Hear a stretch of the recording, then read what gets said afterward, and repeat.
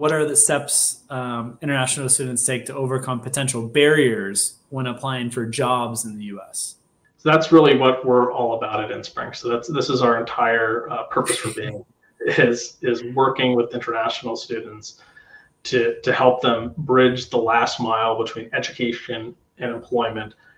A lot of it has to do with preparation, making sure that you're fully prepared for what not just the job market and the application process is like, but what are some of the challenges that come with being an international student? What are the questions that might be posed by employers? So we work with employers to break down a lot of those barriers for our candidates. We want to make sure that we're only working with employers who not just value what international students can bring to them, but are also making sure that they're putting in place the policies that are necessary to onboard them appropriately.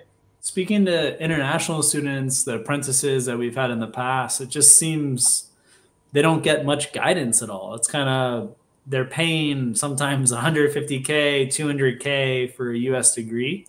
And the university is kind of like, good luck and you're off on your way. And I just don't know how that is going to be sustainable long term, but it's great that you're able to jump in and really fill that gap where you would kind of expect it somewhat from a university, but time and time again, they're not providing that support specifically for the international students, which sometimes are a small minority of the student population too. It's absolutely right. And I think there's a lot of reasons why universities don't have the capacity to take that on. And I think it's also more of a symptom of a broader employment market issue of being in a sort of a broken system. And we see more on the tech side of the world and on the nursing side, but candidates who are saying I've applied to hundreds of jobs and heard back nothing, and talking to employers who go, yeah, I opened a position and we got 5,000 applicants. We're trying to vet through which are qualified, which will yield. It's sort of an open and yet broken system. And I think international students just get it doubly bad.